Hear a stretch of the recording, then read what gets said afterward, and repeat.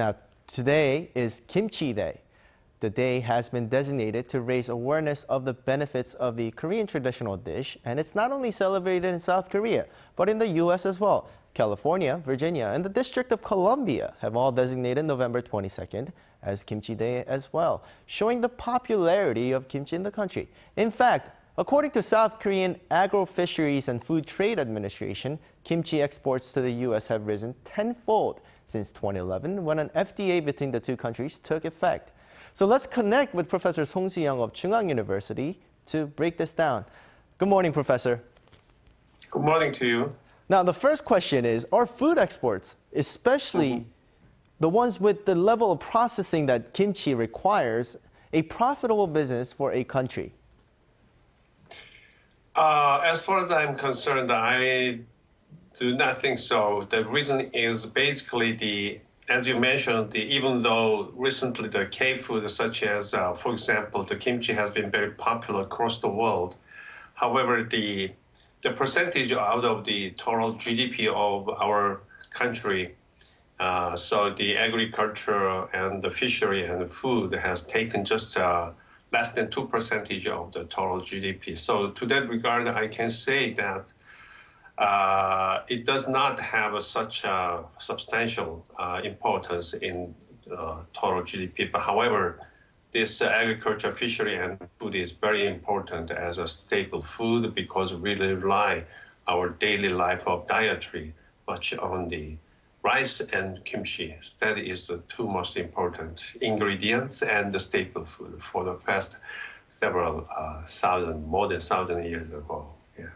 Right, and but speaking of exports, with a stronger U.S. dollar compared to the Korean won, maybe kimchi exports could kind of benefit from it. But so far as according to the data, because the kimchi export has recorded surplus in the year of 2021, but this year and the first since 2011, that the net surplus or the balance of trade has recorded always in deficit for the past 10 years, and only the year of 2021 we have recorded a positive surplus in terms of kimchi only. The overall the agriculture, food, and the fishery has always recorded the deficit in terms of the net export, which is export subtracted by the import. So to that regards, the exports, even though it's gaining some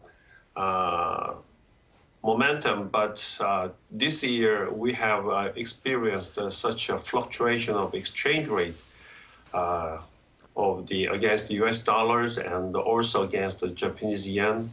That is caused a serious, very huge influence over the balance of trade of the kimchi. Right, and I just want to touch another aspect of the exports where it's not about the money either, right? Like when you export certain traditional items like that, it brings more, effect than just the numbers, right? I think actually the kimchi is, of course, I have mentioned that work as a staple food and is gaining popularity across the world, and that is mainly due to the K culture, and the K food becomes very known and becomes known to the worldwide, and also we have experienced a very big progress in terms of GDP, but also during the period of coronavirus, we have shown our capabilities and our leading position in terms of how to deal with the coronavirus worldwide. So that is because the Korean food has gained also popularity. But as I mentioned earlier, that the exchange rate, particularly against the Japanese yen, has become turns out to be an obstacle barrier to the kimchi export, because The largest import country of kimchi around the world is actually the Japan and the United States, and then the Hong Kong.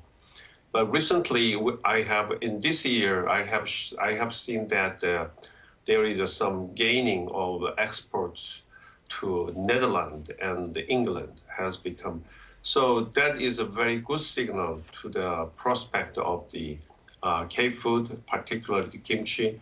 But as you know, the exchange rate has been, even though we became very weak, I mean, depreciation of Korea-U.S. against the United States dollars, but that is a global phenomenon. And against the Japanese yen, actually, we become stronger. So which means we have experienced some appreciation.